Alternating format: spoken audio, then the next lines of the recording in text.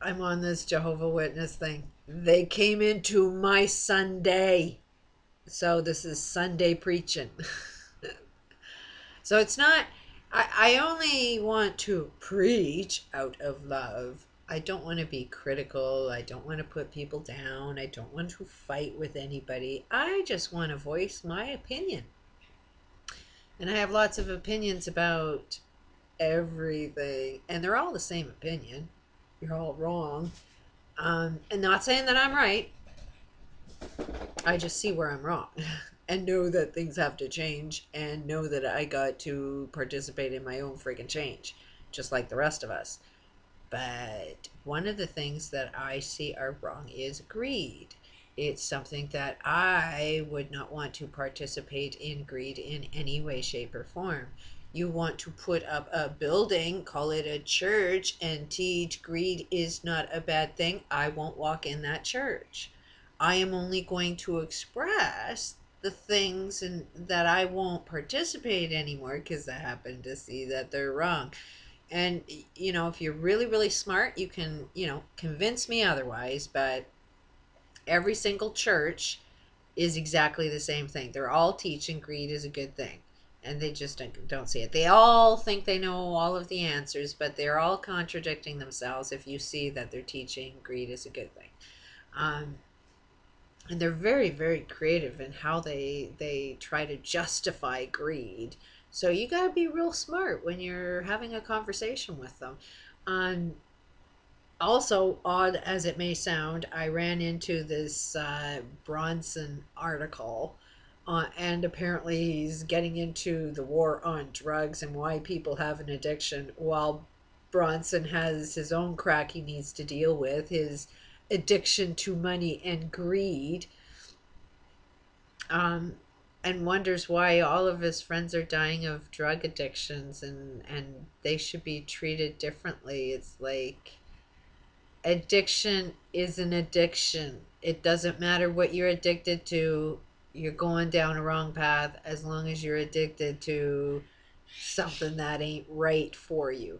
Greed is not right for you, so trust. If you're addicted to greed, you're just as addicted to crack as a crack head.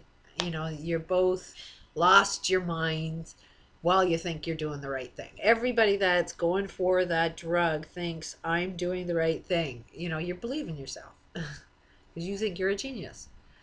How's it working for you? That's one of the best lines Dr. Phil came up with is, how's it working for you? So, Dr. Phil, you've been on the air for a long time, solving lots of problems. How's it working for you now that the problems have increased, not decreased, since you've been online? I would think with the power of Oprah and her media empire, whatever you say has an impact. There's no doubt. You can't sit there and say, I have not done, a good job influencing the world, when that's what you got paid your billions to do, is to influence the world, to heal. And yet we're sicker more now than ever. Maybe it's the way we were healed. We got addicted to the wrong belief systems. Dr. Phil's idea of what works. So it's Dr. Phil. How's it working for you? Has the planet healed or got sicker since you started giving advice? Just saying. I know you mean well. But, gone on to this Jehovah Witness website. And as true of form, the ones that are preaching,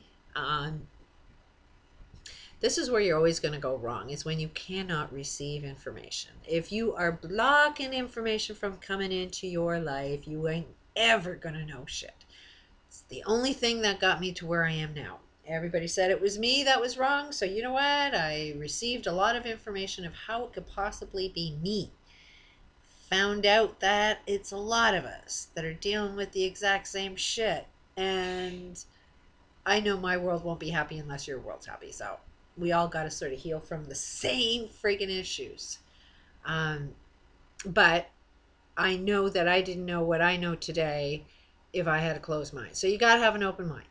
You do turn into a preacher when you kind of find one answer, you preach it out.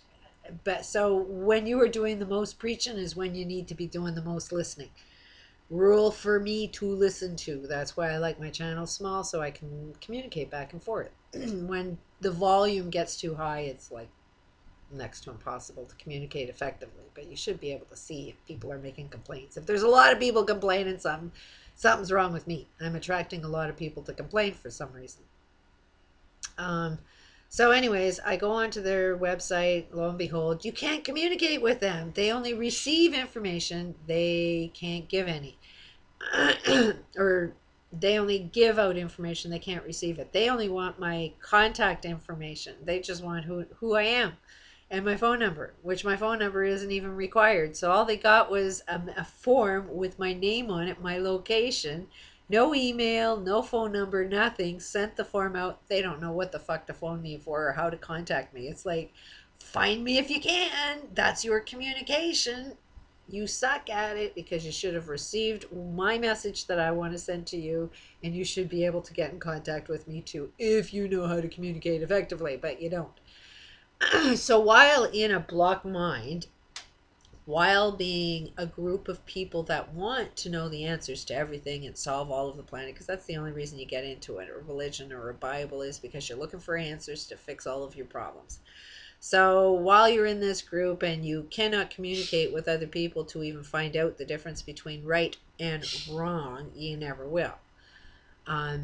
So then they go into one page on their website, topics. Why do people do bad things?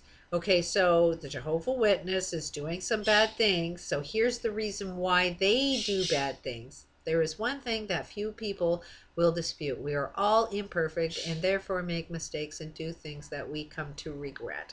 So they are admitting that they are not perfect, they make mistakes. So what they're preaching is also a possible mistake.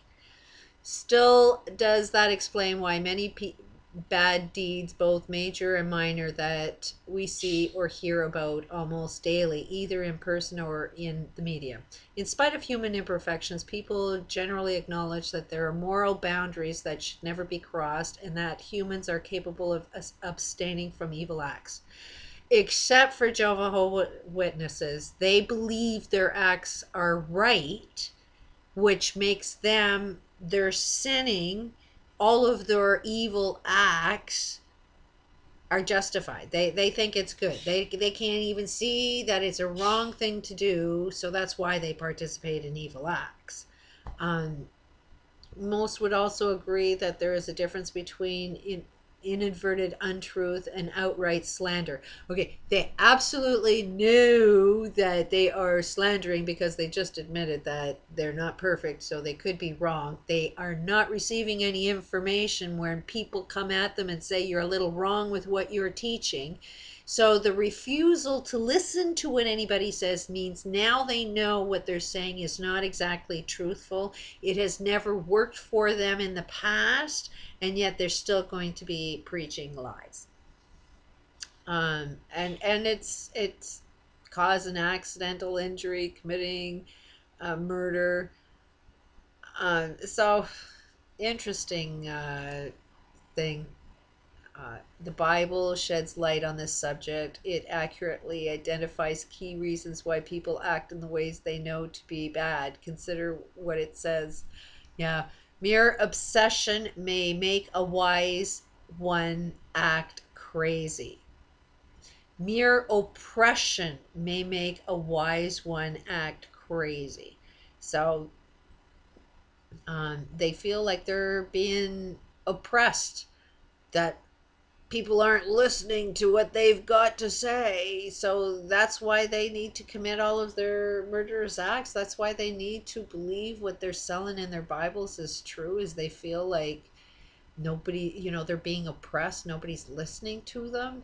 Well, maybe it's because they don't want to listen to other people and they are making their own jail. And while they think that they're in the prison of their own minds, they're all creating hell, thinking it's everybody else and not them.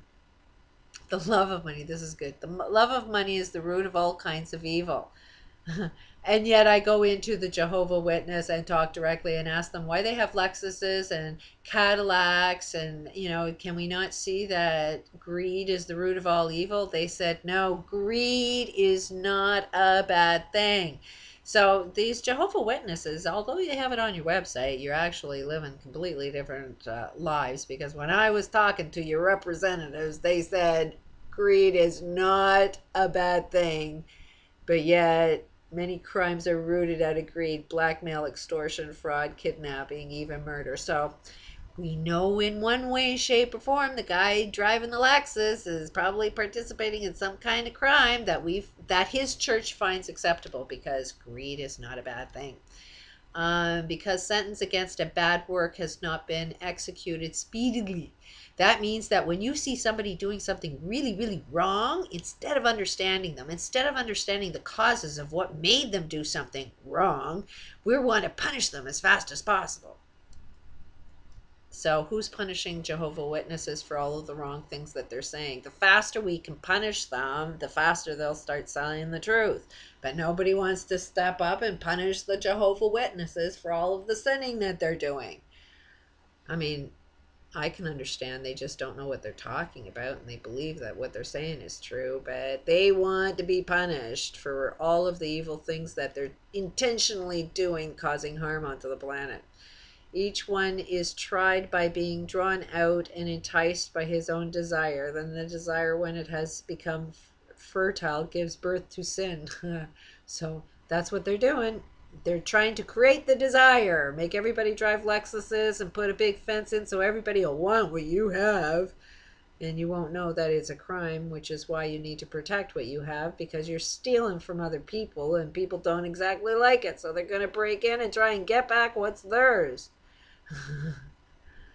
All humans are susceptible to wrong thinking, even a Jehovah Witness. They admit they are, but then they're going to teach you the wrong thing. Every day we are bombarded with countless suggestions that temptations to do wrong. Back in Bible times, Christians were told no temptation has taken you except what is common to men. Yeah, if it's common to read a Bible, you'll all think it's right. If it's common to die, you'll think dying's the right thing to do.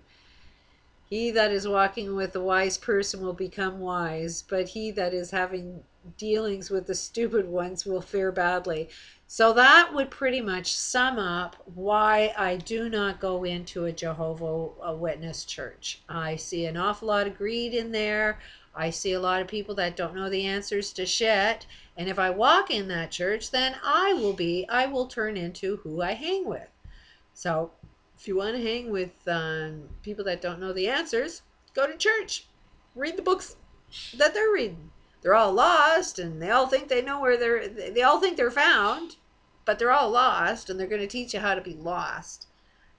So I really wish some of them could actually have a conversation without being, I mean, these guys I was talking to were just rude, and had absolutely nothing to offer. I mean, at the end of the day, when you end up saying you are entitled to your opinion, but that does not make your opinion right, that means you are telling me that your opinion, you believe, is more right than my opinion.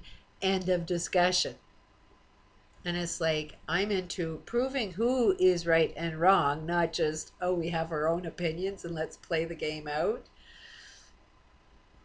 I'm not interested in proving shit. I'm interested in having a conversation that says, oh, yeah, okay, maybe this is right, maybe this is wrong. Let's have the conversation. Let's learn what the truth is. Not by ignoring it and saying, oh, well, you could be right. No, you could be right. No, you could be wrong. No, you could be wrong.